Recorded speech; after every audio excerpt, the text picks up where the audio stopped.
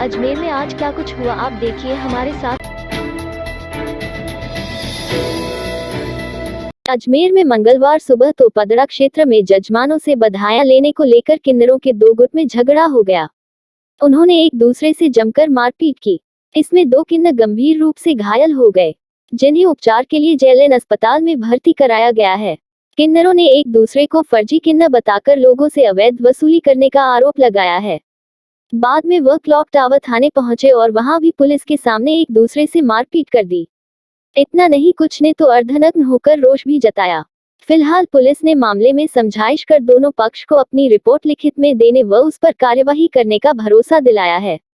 जानकारी के अनुसार तोपदड़ा में कुछ किन्नर बधाई लेने के लिए गए थे। इस दौरान उनका दूसरा गुट भी वहां आ गया और एक दूसरे पर लोगों से अवैध व जबरन वसूली करने का आरोप लगाने लगे। उनमें पहले कहासुनी हुई, फिर दोनों पक्ष में जमकर मारपीट हो गई। इस दौरान किन्नर शिवानिया व अन्य जख्मी हो गई, जिसे जेएलएन अस्पताल ले गए, जहां उनका उपचार चल रहा। इसके बाद किन्नरों के दोनों गुट क्लॉक टावर थाने पहुंचे, जहां पर पुलिस के सामने भी उनमें मारपीट हुई। इस दौरान एक दूसरे के कपड़े फाड़ दिए। अर्धनग्न होकर भी किन्नरों ने रोष जताया। एक पक्ष की किन्नर काजल बाई का कहना है कि सांसी बस्ती की औरतें व उनके बेटे अवैध वसूली करते हैं। इनमें कुछ किन्नर भी है, लेकिन वे गलत कार्य करते हैं, उनको वह अपने गुट में शामिल नहीं कर सकते हैं। उन्होंने बधाई के लिए गए उनके चेलों पर हमला कर जख्मी किया है। थाने आए तो यहाँ भी मारपीट की। वहीं दूसरी पक्ष की दिव्या बाई ने कहा कि वे भी किन्नर हैं और उनको भी एरिया मिलना चाहिए। उनको बाहर कर दिया गया है। अब जब वे बधाई के लिए जाते हैं तो लड़ाई झगड़ा करते हैं, सावे में तो साथ रखते हैं और बाद में निकाल देते हैं। हम कहाँ जाएंगे, आज भी मारपीट की है। वहीं क्लॉक टावर थाने के सब इंस्पेक्टर केसाराम ने बताया कि किन्नरों में झगड़ा हुआ और थाने भी आए, लेकिन शिकायत नहीं दी है। शिकायत के आधार पर नियमानुसार कार्रवाई करेंगे। हवेली से जाते हैं तो सुबह मॉर्निंग बधाई लेने के लिए गए थे। बधाई लेने के लिए गए थे तो ये जो फ्रॉड जो किन्नर हैं, ये औरतें हैं, किन्नर भी नहीं है। ये है एक रेमा, सामूड़ी, सरस्वती, सांसी बस्ती की औरतें हैं, जो दिन में तो टोलियों के भाई ने देखती हैं मकान और रातों को करवाती हैं चोरियां डकैतियां, है ना। ये लोग हैं। अब इन लोगों से मेरा कोई ताल्लुकात नहीं है। और क्या नाम से ये जो है बाहर कोई ट्रेन मांगने वाले किन्नर, ये रातों को धंधा करने वाले किन्नर, ये चोरी चकारियाँ करने वाले किन्नर है, जिन्होंने शहर में इतना उधम मचा रहा, गंदगी फैला रखी है। इन लोगों के खिलाफ अगर मैं कोई कानूनन कार्रवाई करती हूँ, एक्शन लेती, तो कोई मेरी कोई सुनवाई नहीं हुई। आज तक मैं 15-20 सालों से लड़ रही हूँ इनसे, कोई मेरी सुनवाई नहीं है। इन औरतों ने इन किन्नरों को इकट्ठा करके मेरे जजमानों से अवैध वसूलियां करवाती है। तो क्या बात है आज? क्या गया आज की बात यह है कि झगड़ा हुआ तो काजल को गुरु को बुलाया, किन्नर को गुरु मेन गद्दी वाले को बुलाया। मेन गद्दी वाला हाथे के साथ हमारे पे वारदात चालू करा। वारदात चालू करने के बाद में हमारे को मारपीट करना चालू कर दिया। सब इजड़े मिलकर किन्नर सभी इन किन्नरों के ऊपर पड़ गए। मतलब ऐसे टूट के पड़ गए, पब्लिक पूरी जुटी हुई थी। बोला इनका कसूर नहीं है, हम आंखों से देख रहे हैं, गलती इन लोगों की थी। किन्नर समाज में आपस को लेकर कोई बात को लेकर कहासुनी हुई, जिस झगड़ा हुआ, जो दोनों पक्ष यहाँ थाने पर आ गए। थाने को जो रिपोर्ट देगी कानूनी कार्रवाई की जाएगी। राजस्थान लोक सेवा आयोग ने मंगलवार को सहायक आचार्य कॉलेज शिक्षा प्रतियोगी परीक्षा 2020 के संस्कृत विषय के पदों की साक्षात्कार तिथि जारी कर दी। निर्धारित कार्यक्रम के अनुसार 6 अक्टूबर से 11 अक्टूबर तक साक्षात्कार का आयोजन किया जाएगा। आयोग सचिव एच.एल. अटल ने बताया कि जिन अभ्यर्थियों ने विस्तृत आवेदन पत्र आयोग को प्रस्तुत नहीं किए हैं, वह अभ्यर्थी विस्तृत आवेदन पत्र साक्षात्कार के समय 2 प्रतियों में भरकर समस्त प्रमाण पत्रों की फोटोकॉपी सहित प्रस्तुत कर सकते हैं। विस्तृत आवेदन पत्र को आयोग की वेबसाइट से डाउनलोड किया जा सकता है। साक्षात्कार में शामिल होने वाले सभी अभ्यर्थियों की उनके सभी मूल प्रमाण पत्र और फोटोकॉपी साथ लानी होगी। इनके अभाव में अभ्यर्थियों को साक्षात्कार से वंचित कर दिया जाएगा।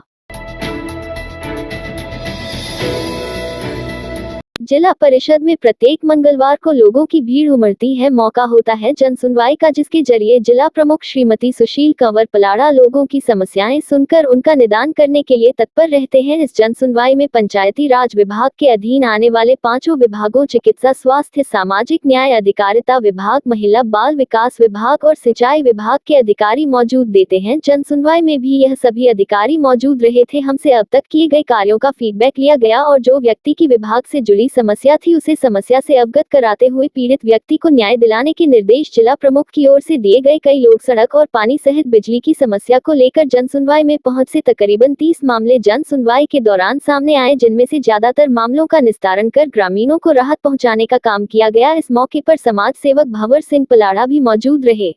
जो हम एलडीसी भर्ती कर रहे हैं 2013 वाली, उसको लेकर के कई शिकायतें आई हैं। उसके अलावा कई ग्राम पंचायतों में पट्टों को लेकर के भी शिकायतें आई हैं। तो माननीय जिला प्रमुख महोदया के बहुत स्पष्ट निर्देश हैं कि यदि कहीं पे पट्टों को लेके किसी स्तर पे कोई फर्जीवाड़ा होता है, किसी स्तर पे कोई यदि गलत पट्टे जारी किए जाते हैं या उसमें कोई अनियमितता की जाती है, तो उसको लेकर के हम लोग सख्त कार्रवाई करें।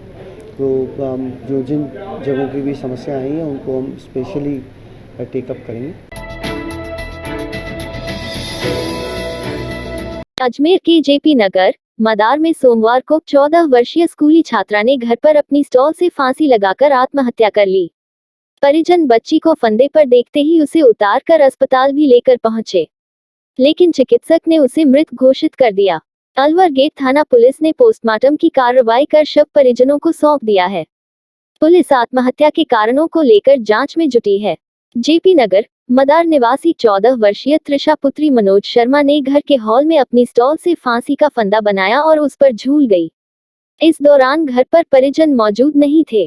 कुछ देर बाद उसका भाई सिद्धार्थ वहां पहुंचा तो उसने अपनी बहन को फांसी के फंदे पर लटका हुआ देखकर परिजनों को इसकी जानकारी दी।